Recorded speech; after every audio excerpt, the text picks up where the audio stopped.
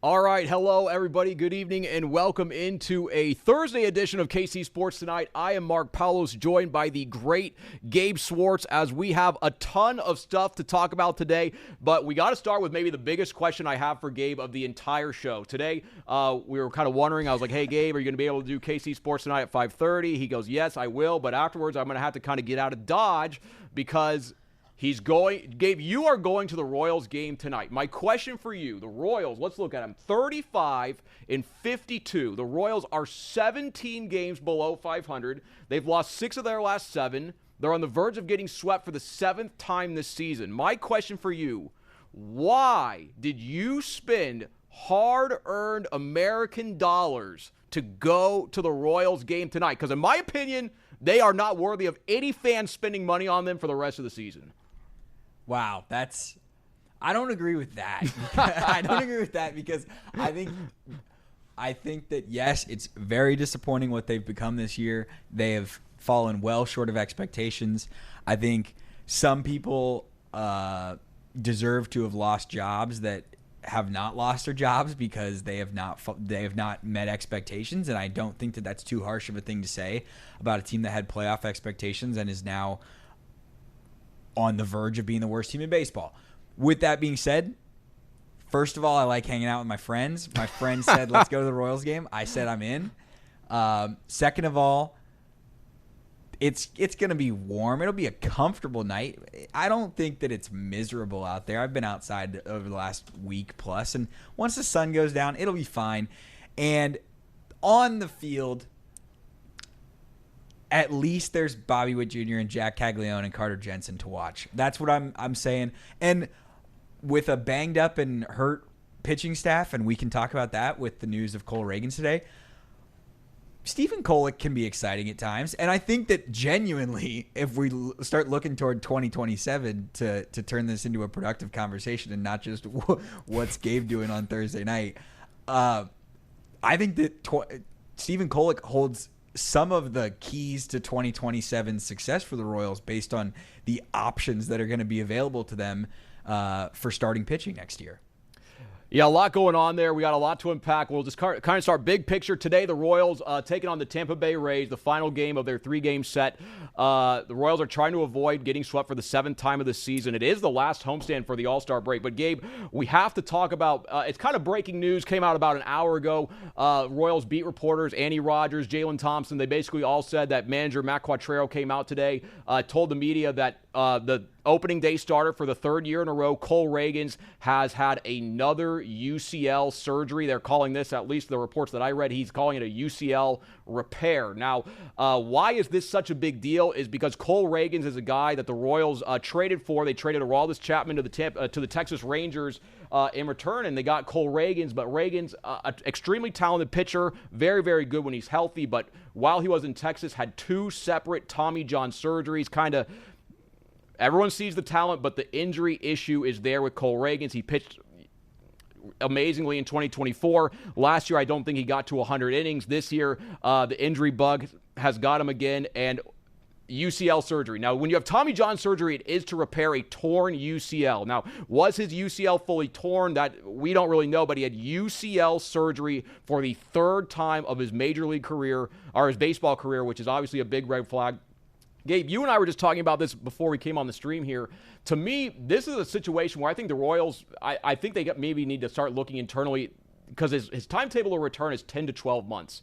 To me, as an objective observer, I think the Royals need to start thinking that this is a guy they cannot count on. This is a guy who may not pitch again in a Royals uniform. Now, you brought up another alternative that you think could be a path for him to get back on the baseball field. What is that, and why do you think that could work? Well, I agree with your assessment that he is not necessarily someone who you can trust, and you can't.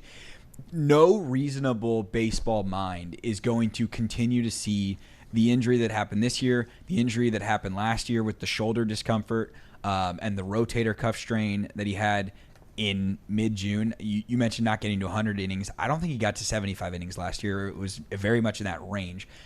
With all of that, we've seen the Royals bring a guy back from Tommy John surgery and have him go to the bullpen and have some success. During the 2024 season, they did that with Chris Bubich, and they knew that even though him being a starting pitcher is the best way to maximize his value, it brings a greater risk. And we've seen that because Chris Bubic has gone back to the rotation. He's had success. We've seen him hit his ceiling of being an all-star last year. And then shortly after he hit that ceiling, season-ending injury for a rotator cuff strain. And then this year, another time where shoulder discomfort has sent him to the injured list. And he's had multiple rehab stints and been sent back from his rehab stint twice, and as of yesterday got added to the 60-day IL. So I think they could follow a similar track with that. And to follow the point that I made earlier about Stephen Kolek and him being critical in 2027, you now have Chris Bubic, who is not – he's a free agent after this year. So what is his value? What is he going to cash in on, whether it's coming back to the Royals for a cheaper deal or going elsewhere for a change of scenery? And I don't know if he would need a change of scenery in terms of on-field success. He's been a good pitcher when he's been available for the Royals under Brian Sweeney, but he hasn't been healthy a ton. Cole Reagans is approaching the same thing where he's been productive when he's been available. A little disappointing, I would say, for being an opening day starter. I don't know if we can really tab him as an ace, given his level of consistency and the fact that we have multiple seasons of data in which either Seth Lugo has outpitched him or Michael Wacha has outpitched him, at least while he was healthy this year and last. And so with all of that being said, is going to the bullpen an option for him he's not going to be available until mid next summer anyways. Mm-hmm. So you're not going to, if 2027 and planning to contend for a wild card is the goal, because I don't think that this is a franchise that can afford, from a fan support and honestly from a clubhouse mentality of things, to blow it up and restart. I think that they're going to have to find a way to play competitive baseball. And with all of the injuries of the pitching staff, those two that we've just mentioned, and then Ryan Bergert, who was in AAA but figures to be a potential Major League Baseball starting pitcher for the Royals. He had some success last year. He's also coming off of a Tommy John surgery. It just happened much earlier in this year. So you have a lot of starting pitching dealing with injuries, and Michael Wacha and Seth Lugo are your oldest members of your starting rotation. They're also the most reliable from a health standpoint as of late. So JJ Picollo has his work cut out for him in terms of figuring out 2027, because the rest of 2026 doesn't matter. The ship has long sailed on them being a contender or even faking being a wild card team, which they're not close to being that either. So he's got to figure it out, and that's why he gets paid the big bucks, because this is a very tough decision on what to do with Reagans and Bubic, I would say. Yeah, it certainly is. I know with Bubic, with his impending free agency, it kind of speeds up the timeline on that one. But speaking specifically about Cole Reagans, I think if you're a Royals fan, everyone that watches baseball, or you don't even have to be a Royals fan, when you watch Cole Reagans pitch when he is healthy, the guy is electric. The guy is the best stuff, I would say, in the entire Royals organization. Like, he is, when healthy, a genuine front-of-the-line starter. But the problem is he is rarely healthy. And I kind of think about the phrase, actions speak louder than words, and I think about when Cole Reagans signed a contract. Obviously, he still is under club control, I believe, through 2028. But before last season, he signed a 3-year, about $13 million deal with the Royals. And to me, that was a little bit of an eyebrow raiser, because he was coming off a season in which he had finished 4th in the American League Cy Young Award. Like, we saw his strikeout numbers, we saw the velocity, we saw the ability of Cole Reagans. And I was like, wow, like, this guy off of that season signs a contract for 3 years and $13 million. Why would his actions do that? And it's maybe because internally the guy knows he's had, at that time, had 2 Tommy John surgeries, and his body track record kind of said it was made of glass. Like, he was not able to do that consistently. So I think whenever you see some of these guys maybe signing contracts or making moves, and maybe the dollars are, it doesn't maybe necessarily match up with the ability that they have, because Cole Reagans was literally by the AL Cy Young voters, the 4th best pitcher in the league that year, signed a $13 million deal. I think that might be a clue to you, the fan, that maybe this guy is not fully confident in his body. Now, hopefully we hope that he can come back fully strong, fully ready to go, fully healthy, because he is such a good pitcher. But Cole Reagans is not good news with him having that UCL Yeah. surgery. Obviously, wishing him the best. But speaking of starting pitching, Gabe, this is something I wanted to talk about. This year, the Royals have 39 quality starts, which is tied for the Mariners for the most in the American League. And guess what? The Royals are they have the 29th most wins out of their 39 quality starts. That's how bad they've been. And they have the worst record in the American League. So, yes, the Royals, they want to be built on pitching. They want to be built on speed. I think maybe starting pitching-wise, if you look at quality starts, they're doing pretty good, but the results just aren't there. So, Gabe, to me, I kind of wonder, we were talking about this. You said J.J. Picollo has big decisions to make regarding this roster. I think John Sherman has a big decision to make because think of how long has J.J. Picollo been in this organization? How long have a lot of these Royals decision makers been here? And how many winning seasons have there been? I think the Royals, John Sherman, you're the owner, you're the boss, you're the guy that gets to make these decisions. This would be my question for him. Gabe, maybe you can strawman the argument for strongman it for John Sherman.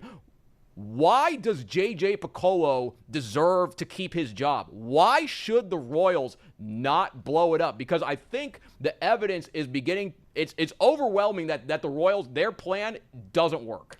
Yeah, I think that it's certainly not like an unimpeachable argument that J.J. Picollo has some ironclad job safety and that he just deserves to continue running the ship. I think real hard questions about everything need to be asked up and down the organization because I think that every single year, 2024, and we used to have these conversations back in 2024. I remember having this conversation with our good friend Jared Kohler plenty of times about the health of the Royals rotation, and they were so healthy in 2024. They had, I believe, they were in the bottom 3%, the three of the injured list. The healthiest rotations in Major League Baseball in 2024. Seth Lugo made all of his starts. Michael Walken made all of his starts. Cole Reagans, I think, made almost all of his starts that year, which is a minor miracle. When that has not happened, and then when you factor in injuries to players on the Kyle Isbells, the Michael Garcia, Bobby Witt Jr. has been banged up a little bit this year. Vinny Pasquantino got hurt again. And yes, it's unfortunate, but those things then expose what you have available to you in AAA and expose to you the depth of the organization. And the reality of the fact is, basically any time that they've had to go into AAA, they have been exposed for having a lot of quad A guys. A lot of guys who absolutely rake in Omaha and crush AAA pitching and come up to the major leagues and are just not productive major league players. We saw it for a long time with Drew Waters. We've seen it. John Rave. John Rave has been one of those guys as well.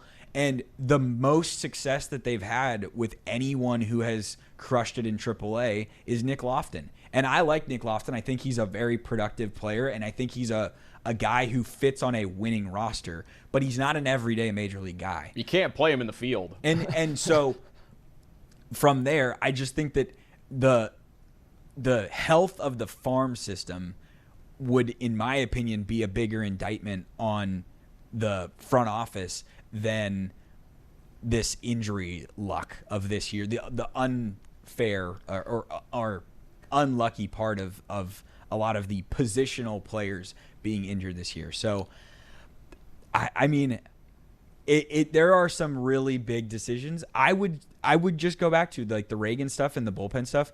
One of the things that he runs into as his biggest issue as a starter is long innings and running his pitch count up and all those kinds of things. To me, that's not a problem if you make him. The Royals had a bad bullpen last year or this year. They've had one of the worst bullpens in baseball. Put him in the bullpen and say, hey, you have one of the highest whiff rates in baseball. You can get guys to swing and miss. Just go get guys to swing and miss for an inning.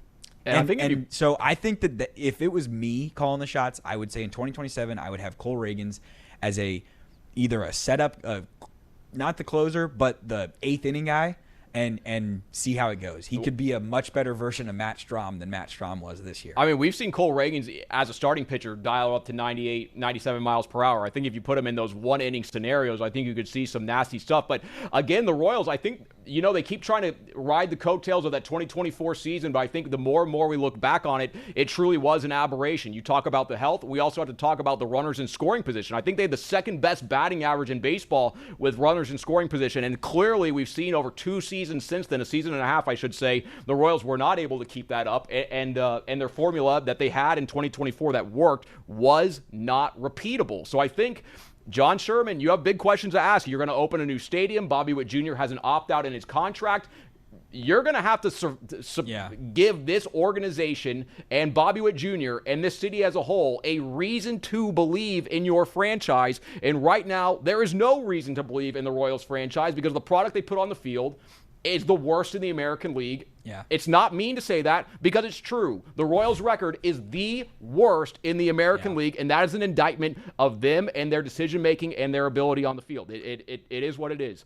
So the Royals, obviously, we hope they can turn it around, but things aren't looking great. But we have 3 more topics. We have about 14 minutes, so we're going to race through them. But we got to start with this one. I'm sure a lot of you guys saw this last night because Kansas City has been the #1 World Cup market in the United States as a surprise to nobody. Soccer capital of the USA right here, America's heartland. But last night in the 64th minute, maybe USA's most dynamic player at this tournament outside of Christian Pulisic, Flo Balogun, has a ball passed to him. It's curving in the air. It's not a straight pass. He kind of is making an adjustment to the ball, and as he does so, he inadvertently steps on a player from Bosnia-Herzegovina. And as he does that, he steps in a bad spot. It really puts a lot of force on the guy's ankle. Like what happened, that step that he put on the other guy's ankle looked like it hurt. But the reason we're bringing this up is because he was controversially given a big-time red card that will suspend him for the next match. Originally on the field, the official did not call a card. He just called a common foul. Nothing really happened. He decides to go a VAR check, leaves the VAR check. All of a sudden, a no-card situation is elevated into a red card. U.S. men's national team's goal scorer at this year's tournament, Flo Balogun, sent off the pitch in a state of disbelief, not only from himself, but I think from the fan base and the team as a whole. Gabe, was there funny business going on there last night? Because to me, this should not have been a red card in any way, shape, or form because it was not a card to begin with. I just keep going back to other people who know a lot more than me and watch a lot more soccer than me. And I don't even need to listen to the Fox Sports analyst of the other Americans. I saw Landon Donovan call it BS. I saw Alexi Lawless pointing out the Messi situation where he stepped on the back of a guy's calf against Algeria in the first match in Kansas City, and he got no card. And let's use some common sense. But Thierry Henry and several of the other analysts who are not American and don't care whether the U.S. wins or not, Zlatan was up there as well. Both of them used the phrase common sense. And I think this goes for any sport. Common sense in general could be used to apply things in refereeing, in umpiring, and just especially anytime we're using replay. Let's use a little bit more common sense. One of the things that we have the great joys of in life is watching video, not just still pictures and not still frames. If you the best video, I gotta pause. Best videos on KCTV5. There you go. All right, carry on. If you look at things through still frames, there are great photos in the world. But if you look at replays of potential hostile acts, whether it's flagrant fouls in the NBA, whether it's red cards in soccer, if you look at just a freeze frame, something could look awful. Targeting in college football could look awful in a freeze frame. But if you watch the play at full speed, and you have the context of the fact that this is just 2 guys battling for the ball. It's not like the Bosnia guy had the ball and Flo went in for an intentional tackle and just made a bad tackle. I've seen tackles throughout the World Cup where guys have been intentionally trying to make a tackle and have gone studs up into someone's calf or leg or ankle and have not gotten a yellow card, let alone a red. So it's so annoying that there's just a lack of common sense and that the penalty of it. I mean, yes, the U.S. responded and went and won the last 36 minutes, adding the goal from Malik Tillman, which was awesome. and great to see. But the fact that he's not going to be able to be out there against Belgium because these VAR refs and Rafael, whatever Klaus. his last name, Klaus, from He's a clown. Brazil, it's just rough. It's tough to see, and I hate it for the fact that so many people are getting emotionally invested in this team, and then it just gets ruined. And the only people I've seen defending the call is just European soccer snobs who want to tell Americans that they know the game better and that this is clearly a red card. If the ref didn't see it on the field as even a yellow, and he was standing right there, it wasn't like he was obstructed. He was 10, 15 feet from the play. And you said it was called on the field a common foul. I'm pretty sure he signaled just a throw in. And then the guy rolled on the ground and I would have rolled on the ground too if my ankle had been stepped on but like that. there It you looked go. like it hurt, but I He will got up say and played the rest of the match. Whenever you play in any of these tournaments or any sporting event, like anyone that's ever played sports, you're gonna face adversity. It's not gonna go to plan. Like you're gonna have to battle through things that you didn't anticipate. Now that could be injuries, that could be an official, that could be a red card, that could be all sorts of things. You have to play the cards that you're dealt. Can we sit here and cry foul that Flo Balogun shouldn't have had a red card? Yes, but what the thing is, you can't do anything about it. Yeah. Can you appeal it? No. And even if you could, it's FIFA. Do you think they're going to – is this an organization that is transparent? Is this an organization that upholds the best values? That's for you to decide. I would probably be on the side of no, but that's for me to say. That's my pure opinion. But it is what it is. Any game you play, you have got to deal with adversity and you have got to deal with problems. And we saw the USA. They had, no one on that team believed it was a red card. What did they do? They went down to 10 men. They packed it in. They defended. They had a set piece, and Malik Tillman did what he did, and the USA advances 2-0. Now the USA is going to have to figure out how to do this without Flo Balogun, but it is what it is. If you're going to win the World Cup, if you're going to go to the round of 30, to the round of 16, and potentially further, you are going to have to overcome obstacles. But I think there's a very good reason I think Team USA is going to be they're going to take on Belgium in the next round. But the guy that's given me so much confidence is head coach Mauricio Pochettino. You watch the way the players rally around this guy. You see the things that he says to the team. You see the things that he says to the media. And the way that he's got the entire team saying, why not us? I think he's the best coach that Team USA could have ever hired for this World Cup. And he's worth every dollar that U.S. men's national team is paying him to be the head coach of this organization. But Gabe, my favorite part, I think, of the World Cup, at least one of them, has been the adoption of Country Roads, Take Me Home. We have our Argentinian head coach who said he was, quote, 200% Argentinian after the game, singing Country Roads, Take Me Home to the place that I belong. What do you make of the way that this has become our song? Because I think we got to ride with it forever. I think that if you are American and you understand the background of the song and what it means to a specific portion of the country, I have a follow-up question here. You may, and I'm aware of the history of that it is about Western Virginia, not West Virginia. With that being said, is that true? That is true. That is very much true according to several to sources, Wikipedia. I don't know, and according to the song artist himself. All right, then it's real. With all of that being said, I find it. Yes, it's ironic that it's being played in Los Angeles, Seattle, and Santa Clara because that's not probably somewhere where it's played a lot. But I will also say it is an inherently American song written by an American artist. And if you go down the list of like karaoke songs that are sing-alongs for an entire stadium and don't have complicated lyrics, which is the checklist for this, England had the same situation with theirs. It just fits. It rocks. And it's play that song after a win and find me someone who has a bad mood, and I'll say, you know what? You're a Scrooge. That's right. You got to play the hits, and that's exactly what they're doing. So for those of you that don't know, Gabe referenced it there. England, what they sing afterwards is Wonderwall. Yeah. We sing Take Me Home, our Country Roads, Take Me Home. I think we won that battle. We also won the Revolutionary War, 2-0 against England all time, maybe 3-0 if we count the War of 1812. So shout out to us. I also like, I've loved the American excellence we've seen during the World Cup, especially with our people, with our culture, with our stadiums. But the one is after these games, we can just play the hits from Americans.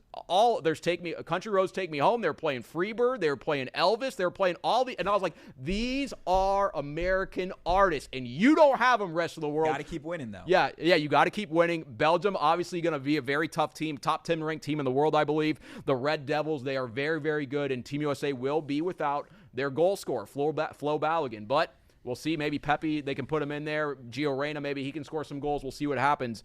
But we're definitely all cheering on Team USA. Pochettino, keep dialing up those numbers. We're cheering for you. I love your outfit, whatever they call it, the Tom Cruise chic, whatever you have out there. Pochettino, keep it up. Stay here forever. We love you. All right, last thing to talk about tomorrow, Kansas City, the city of fountains, our hometown, the Paris of the Plains, is going to close out the round of 32 at this year's FIFA World Cup.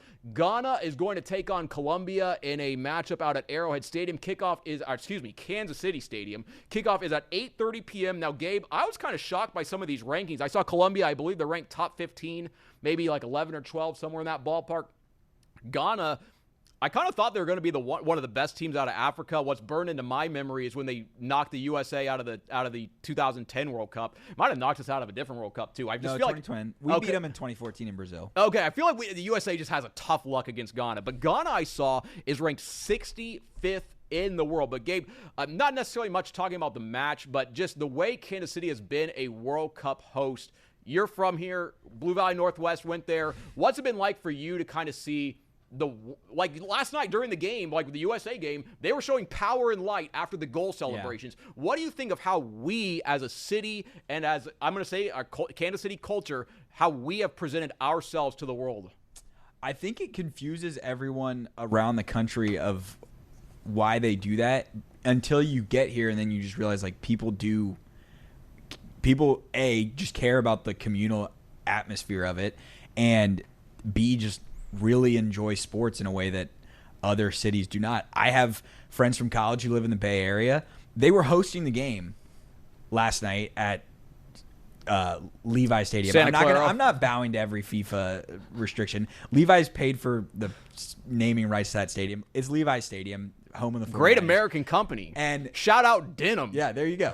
And so they had the game in the Bay Area region, and my friend was at a watch party outside the Chase Center in downtown San Francisco, and people are just sitting on a piece of turf watching on a big screen, and nobody wants to stand up. Nobody wants to get into things for the United States match. I could get it if it was just like a random watch party for another country, but that's not happening in Kansas City. I promise you there's nobody sitting on their hands at Power and Light, and there's a reason for that. People just care. I think the best way to say it, the two loudest sports venues on planet Earth are here. There's Arrowhead Stadium, the loudest stadium, and there's Allen Fieldhouse, which I believe was the loudest indoor stadium. Now, is it because they're acoustically designed to be the loudest? No. It's because of you. It's because of the people of Kansas City. It's because of the people of America's heartland. Anybody can go and fill that stadium and make it loud, but Kansas Cityans go out there, they scream their heads off, and look what happened. And I love, a lot of the other day I was out at Power and Light and doing the deal where I'll be there tomorrow. Hey, guys, tune in. But Nate Bukaty, a great American soccer analyst, but based here in Kansas City, from Kansas City, talking to him, I was like, wow, this is unbelievable what's going on out here at Power and Light. And then Nate Bukaty over the PA to everybody, he said, you guys know what? The reason that there are soccer parties all across the country is because of you. And he said it was the videos that came out from the 2014 World Cup, the World Cup watch parties that we had here in Kansas City, that inspired other cities across the country to have World Cup parties. So it's not necessarily we're the impetus of this. Like, you guys, the people of Kansas City, you guys have such a good time. You do such a good job out there at Power and Light that other cities saw the video and said, hey, we want to copy that. And that's not a testament to Power and Light. That's not a testament to the game. That's a testament to the fans here in Kansas City because they're loud and they like to get excited. So we're excited for tomorrow's game. Ghana against Colombia. Neil Jones and Marlia Campbell, our sports director, will be inside the building. Myself, Roger Espinoza, and Katie Marr will be at Power and Light. We have our news crews deployed all across the metro as we try to kind of capture the moment of this World Cup. It has been so cool. Gabe's killing it for us on digital there. Read his web articles. Read all of our web articles. But that is a look at KC Sports Tonight on this Thursday, July the 2nd. Until we meet again, everybody, make it a good one.